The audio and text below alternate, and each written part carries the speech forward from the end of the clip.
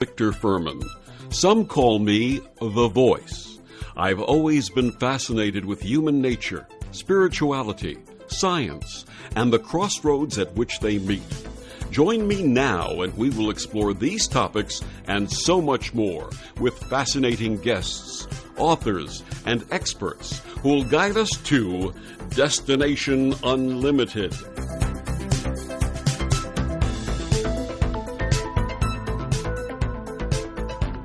Good evening and welcome to Destination Unlimited. I'm Victor Furman, and we're honored tonight to have Reverend James Martin, a Jesuit priest, editor-at-large of America Magazine, and best-selling author of the Jesuit Guide to Almost Everything, Between Heaven and Mirth, and Jesus, a Pilgrimage. His debut novel, The Abbey, A Story of Discovery, was published in October 2015. Father Martin has written for many publications, including the New York Times, the Wall Street Journal, and he's a regular commentator in the national and international media. He's appeared on all of the major radio and television networks, including NPR's Fresh Air, Fox's The O'Reilly Factor, and PBS's NewsHour. He's also well known as his appearances as the official chaplain of the Colbert Nation on the Colbert Report. Before entering the Jesuits in 1988, Father Martin graduated from the Wharton School of Business and worked for General Electric for 6 years. And tonight we're going to talk about his work and his latest book, 7 Last Words, An Invitation to a Deeper Friendship with Jesus. Welcome, Father Martin, and thank you for joining us this evening. Thank you. My pleasure. Great to be with you. Thank you. Now, Father Martin, how does one go from a Wharton business degree and a corporate position with General Electric to the priesthood?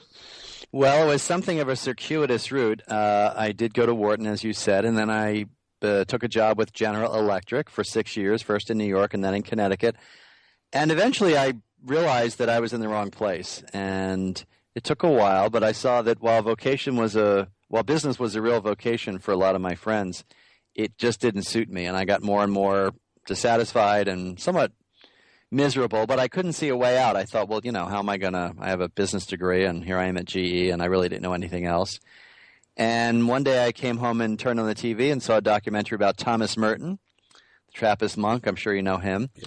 And I was so captivated by his life and what he did and just life in the monastery, and it seemed so much more interesting than my life and more beautiful and exotic and even a little romantic. There was this kind of great pull that I went out and bought his autobiography, The Seven-Story Mountain, and that sort of started me on the path to life in a religious order and the priesthood.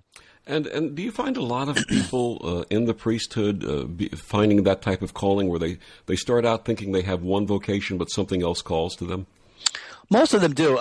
In the Jesuits, the religious order I belong to, most guys enter later, I mean, if you could say that, at age 26, 27, 28, having had some sort of experience in what we fondly call the real world, although our world's pretty real too. And so, I think it's important to have a sense of what in a sense most people do. They go to work, they earn a living, and I think that's pretty important. Some guys, they will enter right out of college or sometimes even high school. We have still guys who enter very young, but that's kind of rare. But most of the time people need to work a little bit in the world to get a sense of, whether or not this is for me. So you need something to compare it to as well. Yeah, for someone to go into monastic life or into an order of some type, and to really be able to serve people when they are ordained and take their vows, having that prior experience is so helpful. Yeah, I think if someone comes to me for counseling and says, my boss is a jerk, right? I mean, which is a common thing, or my job stinks or whatever.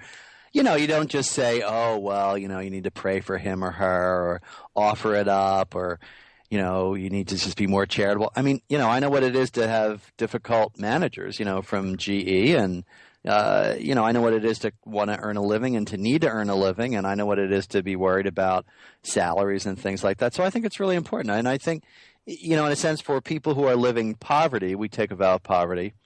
It's also good to know what it means to earn a living. So I think that's really important to just get a sense of what most people do, how most people live their lives. Now, you were called to the Society of Jesus, or the Jesuits, in 1988. What drew you to the Jesuits? Well, that's a good question. It was actually providential. After I read Thomas Merton's book and thought about it for a while, I didn't really know what to do. I didn't know any priests. I didn't know any people in a religious order. I had no idea what the Jesuits were. I mean, I knew the word Jesuit, and I know the word Franciscan and Benedictine and all those other religious orders. But I went to my local parish priest and I said, I think I'd like to be a priest. And, he said, who are you, basically? I wasn't really active in the parish. And he said, well, you might want to talk to the diocesan vocation office, which is, kind of the local area for the church, the diocese. And he said, as a kind of aside, you might as well talk to the Jesuits up at Fairfield University, this was in Connecticut, so that was about a half an hour away from where I was living, because he happened to be teaching at a prep school, Fairfield Prep, that was attached to the university. And that was it. I ended up meeting the Jesuits, and I thought, wow, it sort of fit me, basically. I liked what they did. You could be a Jesuit and a teacher, a Jesuit and a social activist, a Jesuit and a writer, and so that really appealed to me, and then they really just clicked with me. And you used the term, I believe, hyphenated priest when you were talking about the Jesuits. Yeah, the hyphenated priest. So I have friends who are Jesuit physicians, Jesuit attorneys, Jesuit advocates for the poor, certainly lots of Jesuit professors, Jesuit teachers, Jesuit pastors. So it's the sort of hyphen that I liked.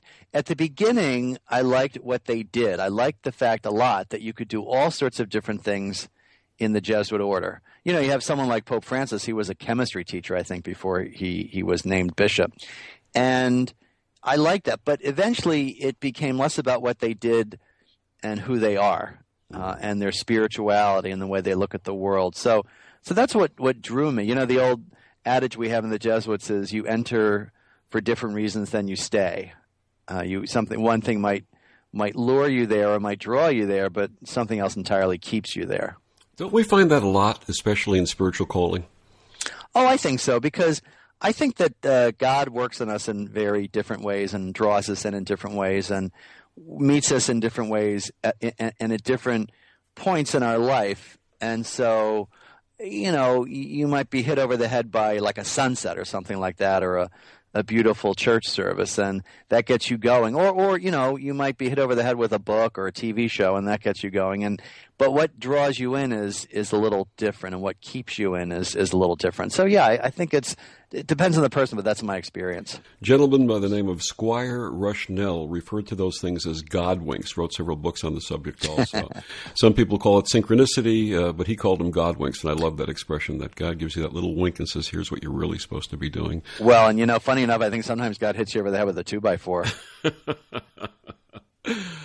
My personal experience was I had gotten involved in a spiritual healing practice in the late 80s and early 90s. And at the time, if you wanted to go into a medical facility or a hospital and do laying on of hands, you either had to be ordained in a faith where that was a sacrament or a licensed massage therapist. That's interesting. And I was full-time employed, didn't have time to go to a 3-year massage school.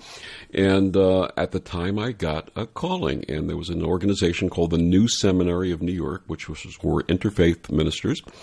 And a friend of mine said, you've got to go to this place and meet this organization. And that was the premise. I enrolled and started attending based on the premise that I would be able to go out and go to hospitals after the fact.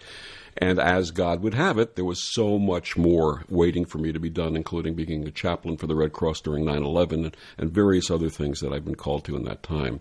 So again, whatever plan we have, there's another plan working for us. Well, the old saying, God writes straight with crooked lines, right? Yes. I mean, he interestingly, I was the chaplain at 9/11 too, down in the World Trade Center. Oh, really? We were at my wife and I, we actually met through the seminary. We worked at the Family Assistance Center on the pier on 11th Avenue. I know just where that is. Yeah, and that beautiful center that the mayor had set up, Mayor Giuliani and his team had set up in a matter of days. I remember. With multi-services for just about everything and anything that the victims and the family members and those who were displaced needed. And what a wonderful and welcomed opportunity to serve. My wife and I still glow about it, that in that tragedy, through that tragedy, the act of service that so many brought was just so special. Oh, absolutely. I mean, I found it at once a place of great evil and a place of great good, because it really drew out from people all their most charitable impulses. And, you know, even the example of the firefighters and the rescue workers that were running into the burning buildings. Absolutely. You know, that's a sort of a place of grace. So very mysterious place for me. Yeah, that was I was just saying tonight at dinner with my Jesuit friends that I have not been able to go into that museum yet. I just haven't been able to kind of steel myself yet. The pool, the memorial pool, is just such a beautiful thing to visit. Yeah, that I've been to. It's the museum I've not set foot in. But, you know, one day, where I live and work at America Magazine, you could see right down the street the towers, and I still can see the kind of emptiness where it's there. So, it was a real privilege to work there. The vision of the Jesuit founder, St. Ignatius Loyola, was to find God in all things. How did you experience this in your early years as novitiate? Well, my novice director, who was in charge of my training, made sure that we all had an opportunity to work in different settings. So my first year, I worked as a hospital chaplain at a hospital for the seriously ill in Cambridge, Massachusetts. The next year, I worked with Mother Teresa's sisters in Jamaica, in Kingston, Jamaica, helping sick and dying old men. I worked in a soup kitchen in Boston. I worked with poor students in New York City. So part of it was finding God in all people. But more to the point, it was the spirituality of noticing. The Ignatian spirituality is mainly about noticing the moments that are invitations from God, which pretty much happen, all throughout the day. And we do a little prayer called the Examination of Conscience at the end of the day, which is a prayer of remembering. You start with gratitude. You are grateful for the things that, God has given you, and you sort of savor them. Then you go through the day and remember where God has been. And so it's a way of looking back to see where God has been and grounding yourself in God's presence. So really the whole novitiate, both the active life where we were doing ministry and the contemplative part where we were praying, which was a lot, was focused on that, finding God in all things.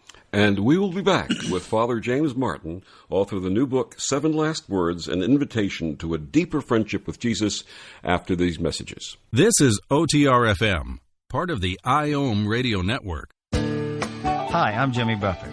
How would you like to meet an endangered manatee? You can by joining Save the Manatee Club's Adopt the Manatee program. You can't take them home, but you can get to know your new manatee friend through the photo, biography, and information the club sends to you. And you can read updates on your manatee in the club newsletter. More importantly, your contribution goes to programs that are working to save manatees from extinction. It's easy to help. Call 1-800-432-JOIN. OmTimes Magazine is one of the leading online content providers of positivity, wellness, and personal empowerment. A philanthropic organization, their net proceeds are funneled to support worldwide charity initiatives via Humanity Healing International. Through their commitment to creating community and providing conscious content, they aspire to uplift humanity on a global scale. OmTimes, co-creating a more conscious lifestyle. Grab a cup of tea or a glass of wine and tune in for Inspired Conversations with publisher Linda Joy on Tuesdays at 2 p.m. Eastern. Linda creates sacred space for leading female luminaries, empowering authors, heart-centered female entrepreneurs, coaches, and healers. A soulful venue where guests openly share the fears and obstacles they've overcome, wisdom and lessons learned, and the personal journey that led them to the transformational work they do in the world. Inspired Conversations to empower you on your path to authentic, soulful living.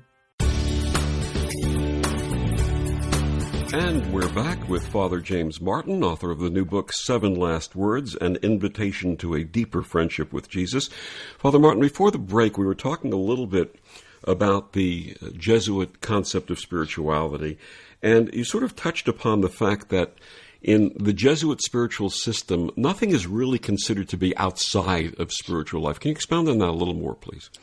Well, it's the idea that God is speaking to you through every moment of the day, through every person, through every event. Now, that can seem a little overwhelming. It's not as if I'm constantly trying to figure out what is God telling me, but there's a kind of way of looking at the world where it's suffused with God's presence. And so it's not as if God just speaks to us when we're in church or when we're reading the Bible or when we're praying, but, through relationships, work, play, nature, music, art. So therefore, you don't compartmentalize your faith. You don't say that, God is only here. And I find it a very wonderful way of living because it reminds you that God can communicate with you in all sorts of different ways. Yeah, that's wonderful. Your biography details your service working with the seriously ill, in hospice with the dying, ministering to the homeless, to prison inmates, and many other labors of love, compassion, and kindness. Was this something that came naturally to you, or were these acquired gifts? It definitely did not come naturally.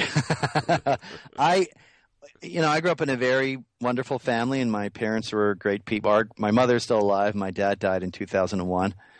We didn't do a whole lot of service work, and I didn't do any of that in high school. I didn't do any of that in college, and after I graduated from Penn, from the Wharton School, I did zero of that. So all of it was new to me. All of the ministries that you just listed were brand new to me. So I had to learn what that meant and what it meant to serve other people and how to give yourself, and also how to relax about it and not hold yourself to an unrealistic standard. So all of that were, acquired gifts, I would say, acquired graces.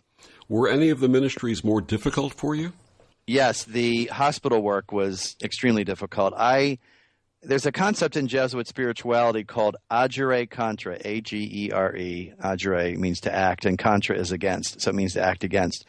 And the idea from St. Ignatius was that if there's something that is preventing you from being free, that you need to work against it. So I told my novice director, I said, well, look, in terms of all the ministries, the only one that I really won't be able to do is hospital work. Mm-hmm. I said, because of the sights and the smells, and I'd feel very uncomfortable, and it's a little frightening. And he said, good, well, then you'll be doing hospital work. Of course. And it wasn't to punish me. It was, what kind of Jesuit or priest would be incapable of going into a hospital, right? So it was a way of freeing yourself up. I'm sure that's the case in a lot of other spiritual traditions, this idea of sort of confronting your fear.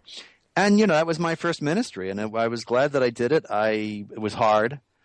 It was very rewarding, and I learned a lot, and I learned how God was present in that ministry as well, and particularly among those people. So that was a hard one for me. That was a tough one. And I obviously use it today. I visit people in the hospital all the time.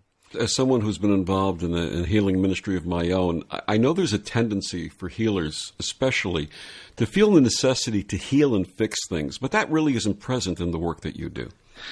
No, I mean, I'm not a doctor. I'm not a physician. I'm not in the healing profession, at least, unless, sort of defined more broadly, spiritual healing. And so when you go in, there's a sense of embracing your own powerlessness and just accompanying the person. So I cannot, take someone's illness away, but I can accompany them and help them to, in a sense, find meaning, and also talk with them about where God is, where they're encountering God. But it's mostly about helping people kind of come to see God already present than it is to force God upon them. I think that's a much healthier and much more gentle way of helping people. And it's more lasting, because I could come in and say, all right, this is the meaning of your illness, or this is what you need to learn about. And, it would kind of evaporate. But when they can come to understand it on their own, it's much more real for them. Yeah, and I think giving someone the sacred space to just share their journey if they choose to listen to them is probably one of the greatest gifts we can give. Well, and that's right, and it's also to be reverent to where they are and where God is. It's very beautiful. I mean, if you walk into someone's room who is dying or sick, that person already has a relationship with God, and God has already encountered that person, and so much more meaningful in that situation is to help the person see it, right? To help the person notice it, than me just coming in with some pat, textbook answer that, that might have helped me, or that might be part of my own spiritual journey, and just impose it on them. Now, if they ask me, if they say, how do you see this? I might offer it to them, but it's really to reverence the person's, the individual's relationship with God and their own spiritual journey. That to me is that's the holiest thing in the room at that point. Absolutely. Well, what was ministering to inmates in prison like? Well, a little easier, frankly. I did that when I was, ironically. I did that when I was in theology and graduate studies, and that would have been about 10 years after I entered the Jesuits, and I had some other ministries under my belt. I worked with refugees in Africa and lots of other different groups. I found it really, in hospitals, people are sometimes not happy to see you. You walk in with a collar or, they're uncomfortable. And this is not the case always in prison, but people are lonely. Yeah. And so they want to talk to you about anything. And sometimes the inmates would keep me at their cells just to talk to me because they were lonely, especially if they were in solitary. And your Wharton business degree actually helped in your ministry when you were in Kenya. It did. Ironically, I never thought I would use it as I did as a Jesuit. I worked with the Jesuit Refugee Service, and they're all over the world. People might have heard about them now because Pope Francis is a big fan of them. And I worked in Nairobi with what are called urban refugees, so people who had come into Nairobi from all the countries that surround Kenya, which would be places like Somalia, Uganda, Rwanda, Sudan, places really torn by war in the mid-'90s, which is when I was there. And they would come into the camps and then move to Nairobi. They would either escape from the camps on the border or they would, legally move to Nairobi. And then they would settle there and we would help them start small businesses. So women's groups, doing sewing, women's groups doing baking. We had a lot of tailoring shops, men's carpentry, handicrafts, painters, woodworkers, on and on and on. I loved it. And then in time we had all these people, as it turned out, not all of them did this, but a lot of them had, made what you would call handicrafts. And I started to sell them to expatriates and wealthy Kenyans and, fellow priests and members of religious orders. And myself and this woman named Uta, a Lutheran woman, we started a little shop that's still going in Nairobi to sell the refugees' handicrafts. And I loved it. It was just fascinating. Now, it wasn't always easy, but I met refugees from all different cultures, which is unusual for Jesuit Refugee Service, because if you think about it, if you're working with a refugee population, like if you're in northern Uganda, who you're working with? Well, on the border are Sudanese refugees, so you're working with one group.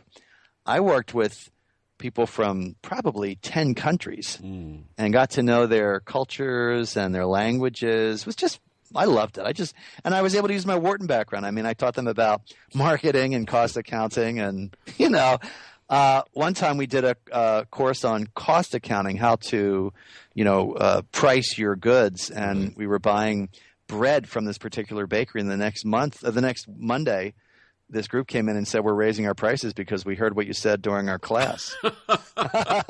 Wonderful. And it was very funny. So they said, well, we listened to you. We listened to you, Brother Jim. That's what they told me. It was very funny. Wonderful training. That's a beautiful. It was a lot. Yeah, it was a lot of fun. And I was tickled to be able to use my Wharton background. I thought this is a much better use of it than working at GE. And another example of God at work, right? Yep, absolutely. Writing straight with crooked lines. That's it. If you had to select one of these callings, one of these wonderful works that you've done, if you had to choose only one for the rest of your career, which one would it be? Definitely the refugees. I love writing. I work at America Magazine right now, and I'm an editor, and I really enjoy that. I write a lot of books. But nothing was so interesting or touched my heart like the refugee work. And every day there was something new and something challenging, and these people were so needy and grateful at the same time. And we laughed about a lot of stuff. It was just fascinating. And, imagine, you're working in your office and we ran this shop, which, even just thinking about it sort of fills me with a sense of consolation. And who would come in? Well, you have a Ugandan cattle farmer who wants to talk to you about something. You have a woman who's a baker and she has a problem. You have someone who's a mother who's just come in from Sudan and she unfurls this sort of colorful straw mat and says, Brother Jim, I can make straw mats if you can help me. I mean, it's just wonderful and just fascinating. And there was never a time when I said to myself in Kenya, never, am I needed? Now, I sometimes thought, can I do this, because of different challenges and struggles, and I got sick for a while. There was never, ever, ever a day where I said, am I needed?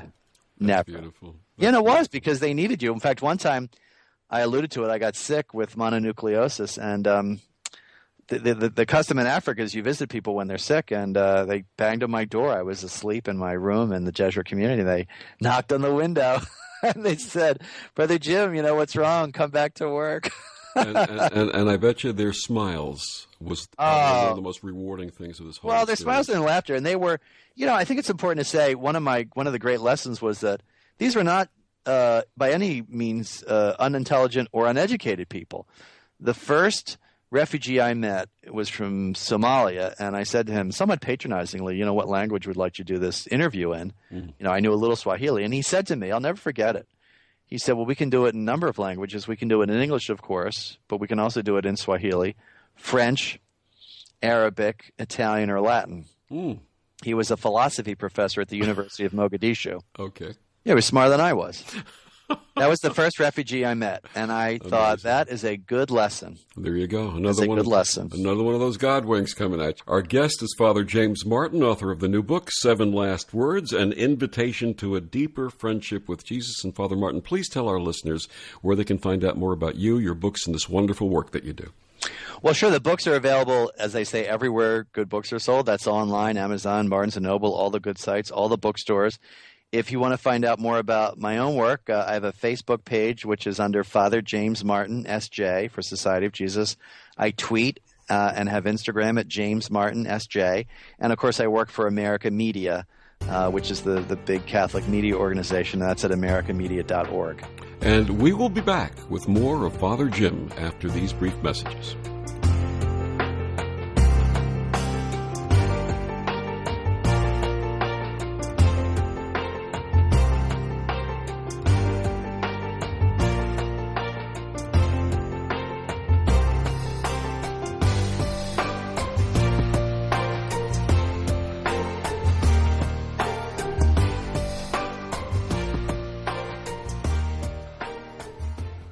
This is OTR-FM, part of the IOM Radio Network. As difficult as it is to believe, there are places in Africa where human traffickers sell albino children and their body parts for use in magic rituals. Humanity Healing International is actively working in Uganda to change this paradigm. The Albino Rescue Project finds albino children who are at risk and places them in safe schools and environments where they can learn and grow free from fear. To learn more or to sponsor a child, visit humanityhealing.org. Humanity Healing is where your heart is.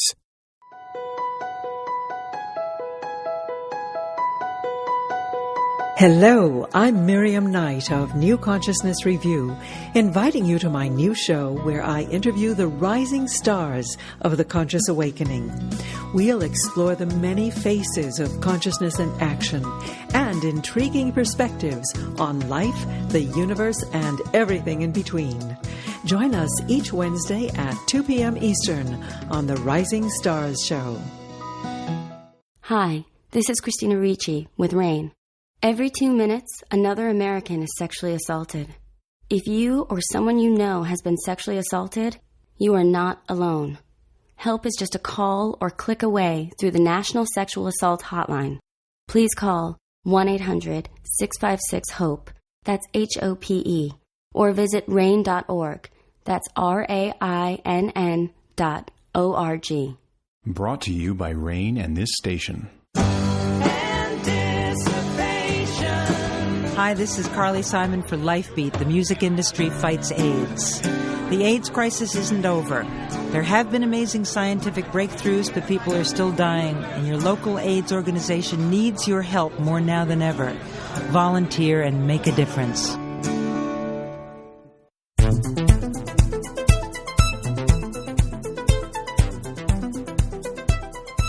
And we're back with Father James Martin, author of the new book, 7 Last Words, An Invitation to a Deeper Friendship with Jesus. Father Jim, tell us, all this hard work and study and preparation culminated with your taking your fully professed vows on November 1st, 2009. Please share with our listeners what that experience was like. Well, it was something of a relief. I can imagine. For your listeners, it's probably good to explain a little bit about Jesuit training. We also call it formation. So you enter, the day you enter, you're a Jesuit. We always say that. And you do 2 years of the novitiate, which is prayer and work, different ministries with the poor. Then you take your first vows of poverty, chastity, and obedience. And then you do basically what's called first studies, which is philosophy and theology. Then you do a period called regency, which is full-time work. That's when I worked in Africa. Then you study theology, and if you're on the track for ordination, not all of us are priests. We have Jesuit brothers too. You get ordained, and then you work for a couple of years, and then you do a final stage of formation where you do our long retreat, 30-day retreat. The second time, the first time was in the novitiate, and then you're done, and then you take your final vow. So it was a really long process. It took me from 1988 to 1999 to get ordained, so that's 11 years, and then from 99 to 2009 to finish, the sort of final training. And so yeah, it was pretty long. It was, you really feel like you're an adult. Funny enough, I haven't thought about this for a while. When you're in training, you feel sort of like not an adolescent, but you're still in training. Yeah. You're still seen as a quote unquote young Jesuit, no matter how old you are. I was in my late 30s. Once you take final vows, suddenly you're not in formation, and you're seen as, sort of a full-fledged Jesuit. And it's very funny because you go from being a young person to an old person overnight. It's very funny. Suddenly you're not in training. You're not one of the young men. You don't go to all the gatherings for the young men, and you're treated in a different way. And it made me laugh. People said, "Okay, now old age begins for you." And the old age, regardless of your actual physical age at the time. Well, yeah, and the other joke in the Jesuits is that because so many of us are older, although we're getting more vocations these days, thanks to Pope Francis, because so many of us are older. To be a young Jesuit is, anywhere under 60. Wow, that's interesting. Just out of curiosity, what's the difference in terms of the fulfillment and the vows between being a brother and being ordained as a priest? That's a very good question. So a Jesuit brother is not called to ordination, and so the vows are the same. Poverty, which means we don't own anything. We turn everything into the Jesuits, any royalties I make, any salary. We live very simply. Chastity, obviously, we try to love many people freely and deeply, but we don't have an exclusive relationship with one person. We're not married, of course. And then obedience, you basically go where your superiors tell you. That's the same for Jesuit brothers as it is for priests. Really, the only difference is that the Jesuit priests are ordained and would do what Catholics call all the sacramental stuff, so celebrate Mass and hear confessions and baptisms and funerals and things like that. So there are these very holy Jesuit brothers who exist and flourish in our religious order who are not ordained, and it's a different vocation. My favorite explanation, I'll tell you two quick stories. My favorite explanation is a Jesuit brother said to me, "I don't relate to people as a father. I relate to people as their brother." Isn't that great? Yeah. It was really powerful for me. And the other thing was when I was in Kenya working with the refugees, they called me Brother Jim because they refused to call me Jim. I said, "Please call me Jim." And I wasn't ordained, so they weren't going to call me Father Jim. So they settled on Brother Jim. So Brother Jim this, Brother Jim that. And let me tell you, when I got ordained, I felt like I lost something because I wasn't Brother Jim anymore. I felt like I lost a certain, I would say, ease of relating to people. There's something really beautiful about being called brother. And I lost that. And, then he became father with all the baggage that goes along with that. So I really did feel it.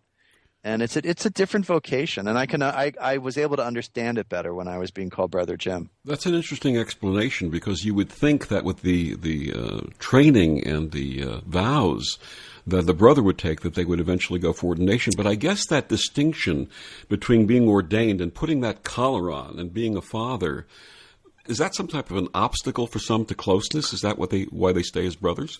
Well, I think the best answer is they just don't feel called to it. They simply don't feel called to it. I'm not interested in that.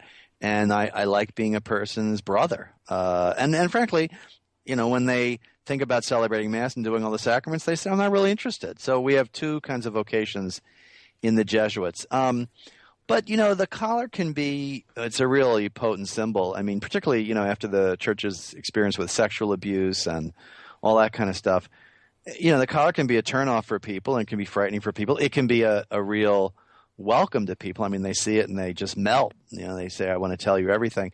these days with Pope Francis, I mean, people think, oh my gosh, you're a Jesuit priest, you're so wonderful, you're so holy. So it works both ways. I mean, it'd be like a policeman's uniform or a doctor's uniform or a nurse's uniform or a soldier's uniform. Different people have different reactions to it, depending on what your experience has been. Now, Jesuits are known for combining both the mystical with the practical and employing compassion in action for the greater glory of God. What are some of the Jesuits' worldwide missionary programs? Well, people might be surprised to learn that we are, in fact, the largest men's missionary order. We have people all over, really every country, I'm pretty sure. There are Jesuits in every country. We were one of the first groups that did missionary work. St. Francis Xavier, famous Jesuit, went from Portugal all the way around Africa to India and Japan and China, and we explored what was called New Canada. We were some of the first Europeans to come into the United States, and so all over. But today, we do all sorts of work. We work in parishes overseas, and we work with the Jesuit Refugee Service. I have a friend who works with refugees in Sudan. I have a friend who works in Jordan and an English-speaking parish. I have a friend who runs a Jesuit high school in Micronesia on the island of Yap. Wow. We are all over the place. And interestingly, different countries have historically had different relationships with different parts of the world. So, for example, the New England province of Jesuits staffed Jamaica. New York province staffed Micronesia. Wisconsin province, I believe, sent men to Korea. So just because of, kind of an interesting connection or one person who had a hankering to go there.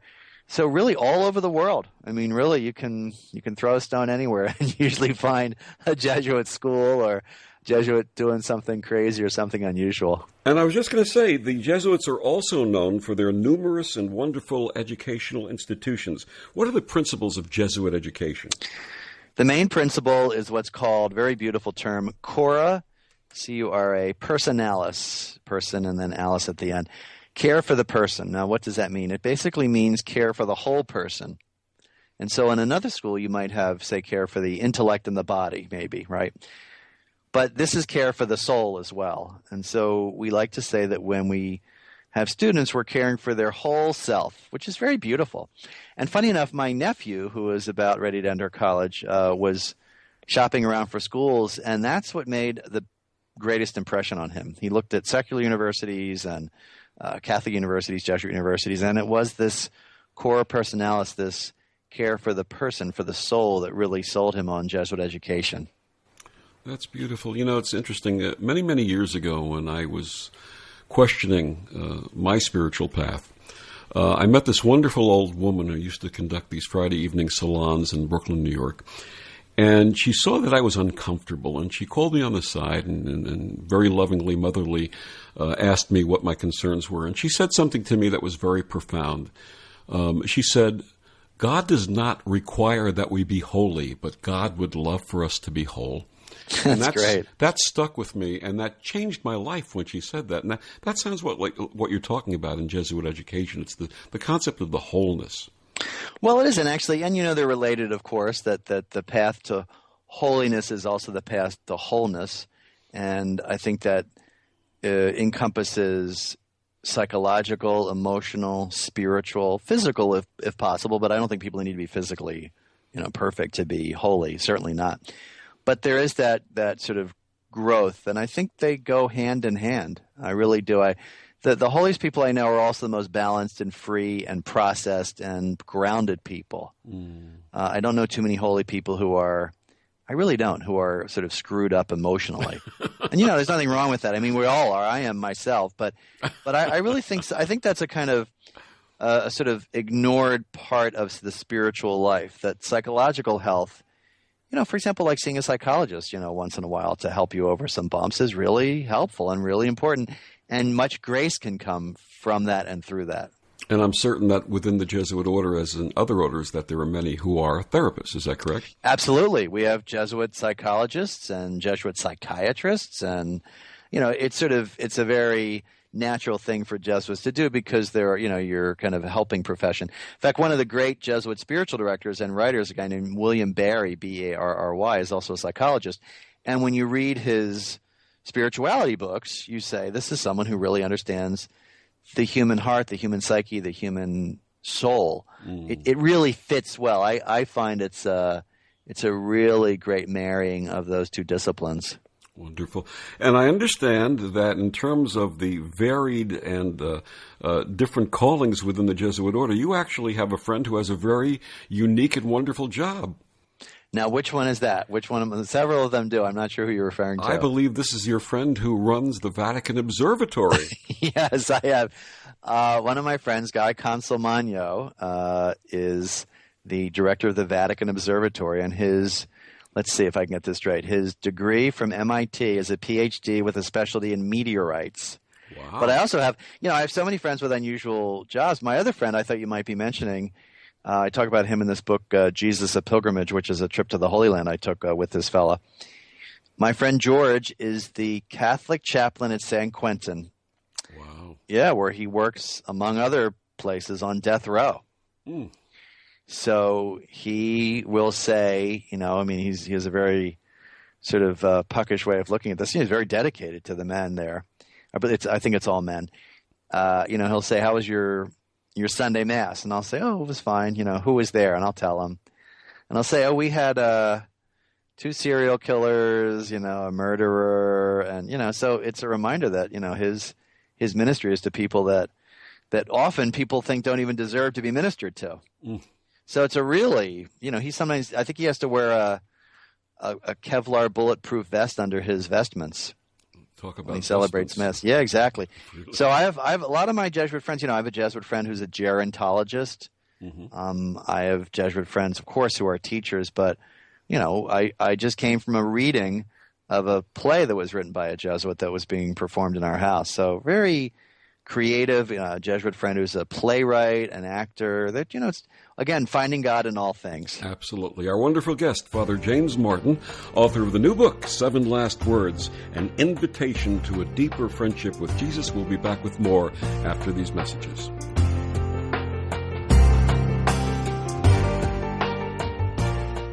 This is OTR-FM, part of the IOM Radio Network. Host your show on IOM FM, the radio network of OmTimes Media, one of the more recognized brand names in the conscious community, and is backed by the extensive marketing reach of OmTimes. Hosting a show on IOM FM immediately connects you with our extensive dedicated community.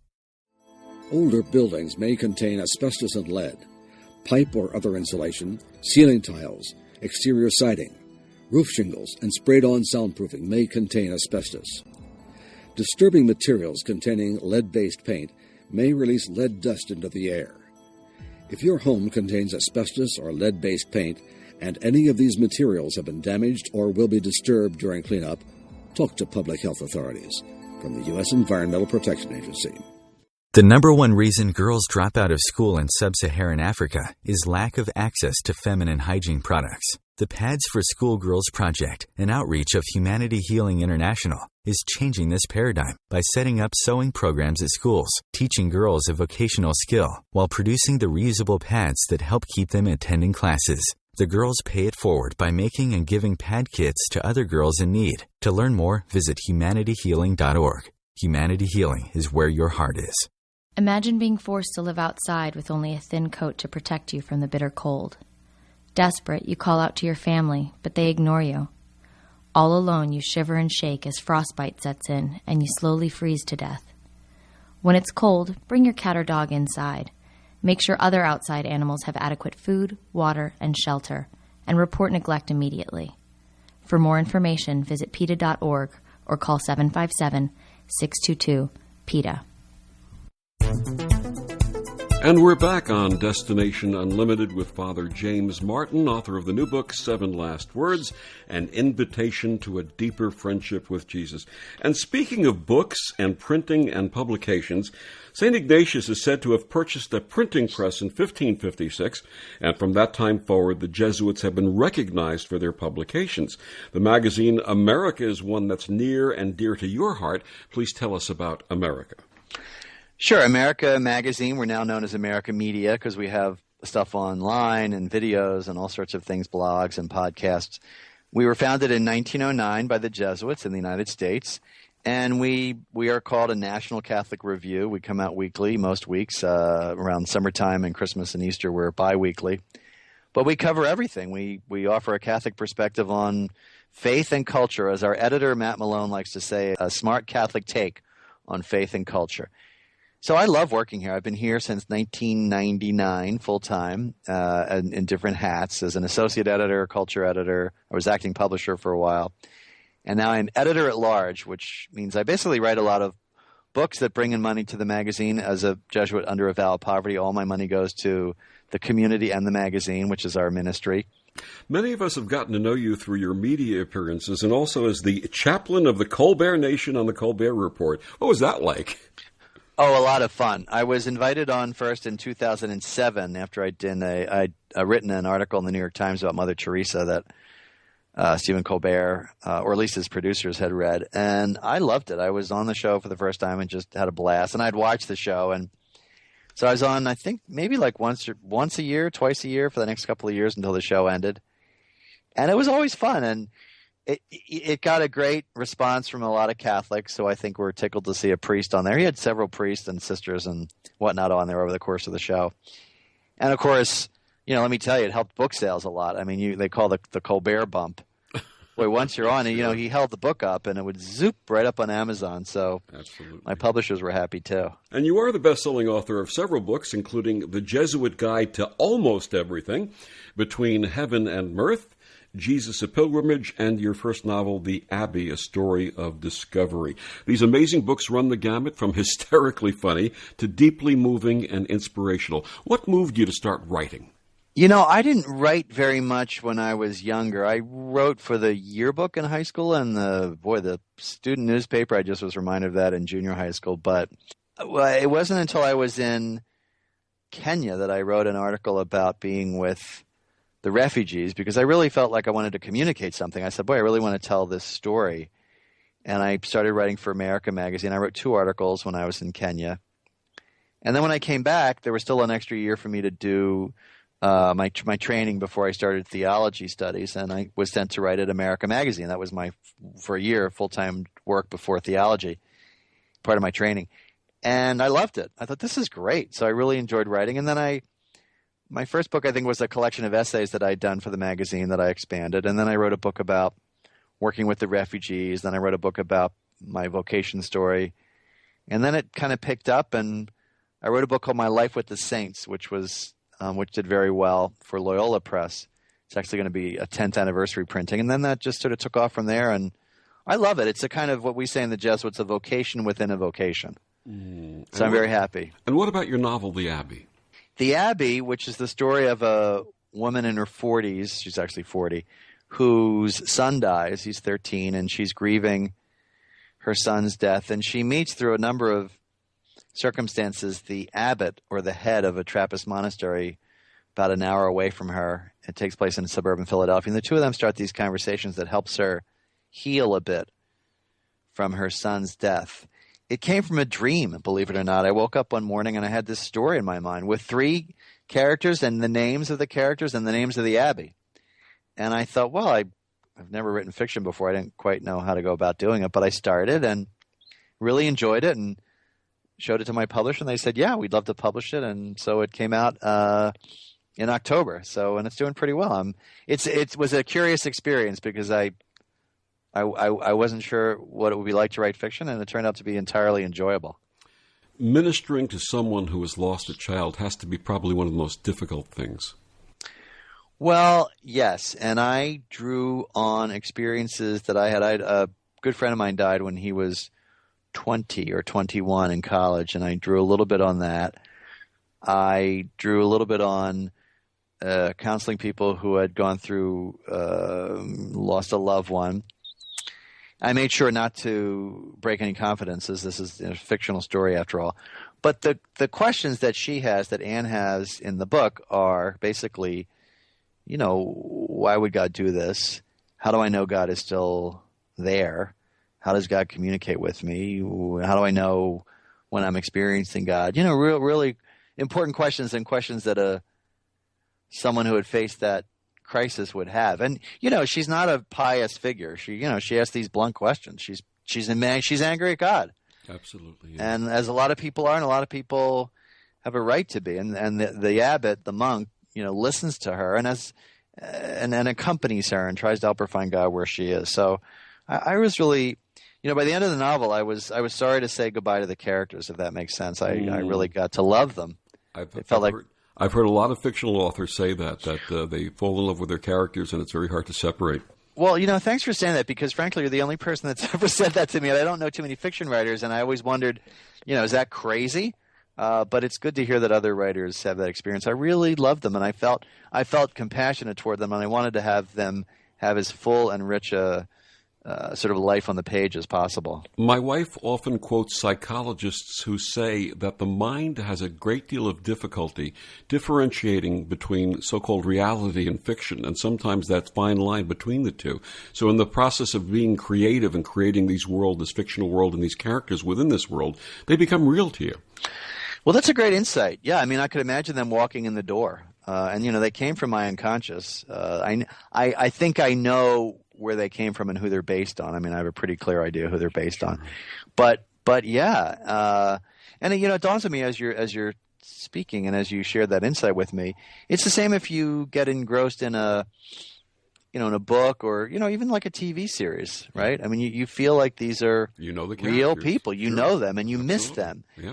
So I really do miss them. And it's the only book that I go back and I actually reread. I don't sit by my, in bed at night and pick up one of my books and say, I'm going to read this. But the novel I do, because I miss the characters and I like to reacquaint myself with them. Absolutely. Now, your latest book, 7 Last Words, An Invitation to a Deeper Friendship with Jesus, takes a deep and profound look at the final expressions and words that Jesus shared from the cross. How did you come to write this? Well, the 7 last words, as you say, the 7 last phrases that Jesus says from the cross, is the centerpiece for services that happen on Good Friday during Holy Week in Easter, around Easter time, in a lot of Christian churches. And so I was invited to preach on them at St. Patrick's Cathedral in New York City by Cardinal Dolan last year. And each of the 7 last words, people would probably know ones like, my God, why have you forsaken me? Father, forgive them, for they do not know what they are doing. Into your hands I commend my spirit. A lot of these are very well-known sayings. As I was writing the meditations, I thought, wow, this might make a good little book. So after I was finished, I adapted it and expanded it. You don't have as much constraint in terms of time. It's still a very short book. It's only about 130 pages. And gave it to my publisher, and it's out in time for Lent this year.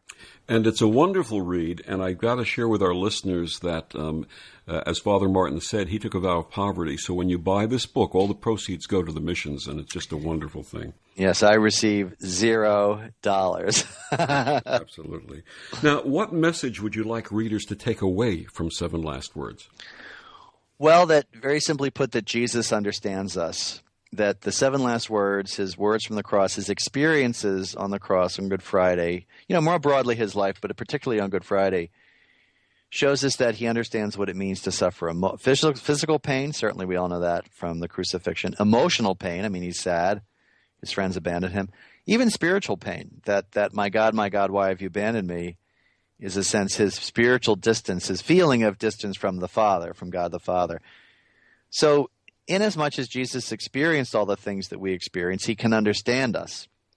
And inasmuch as he understands us, we can feel closer to him in prayer. We can open ourselves up to him.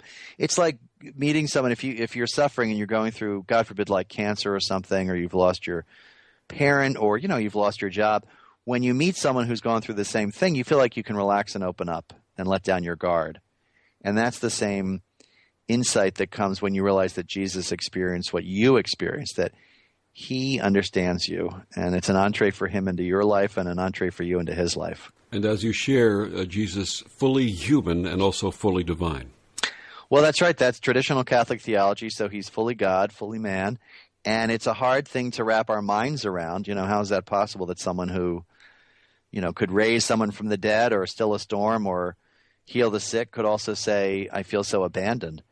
Mm-hmm. And it's that tension that I think is so beautiful. It's, we call it a mystery, and it really is a mystery. How is that possible? And, it was a mystery for the disciples. I mean, boy, you think it's hard for us to understand it. Imagine, imagine seeing that. Absolutely. And seeing a guy cry.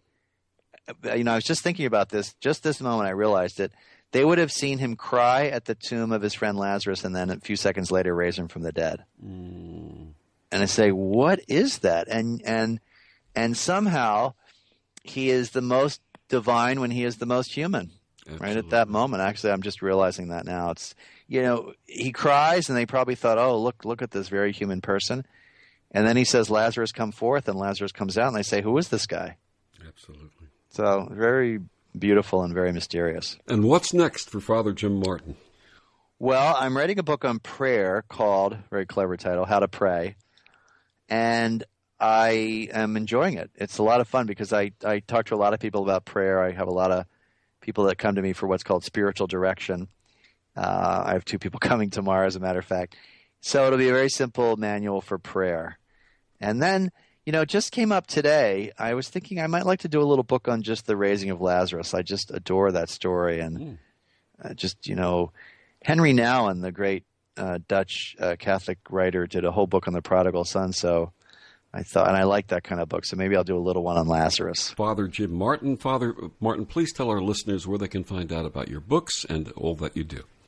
Sure. So my latest books are Jesus, a Pilgrimage, The Abbey, which is the novel, and 7 Last Words. And they're available everywhere, as they say, good books are sold. So that's online at Amazon or Barnes & Noble or any bookstores. And to find out more about me, you can follow me on my Facebook page, which is Father James Martin, S.J., as in Society of Jesus. I have a Twitter feed at James Martin S.J. and also Instagram, James Martin S.J. And then, of course, at America Media, which is where I work, and americamedia.org, and that's the National Catholic Review. So all those different places. Our gratitude, Father Jim Martin. Thank you for joining us tonight. My pleasure. Thanks for having me on. And thanks to all of you for listening to Destination Unlimited. I'm Victor Furman, and we'll be back with you again next week.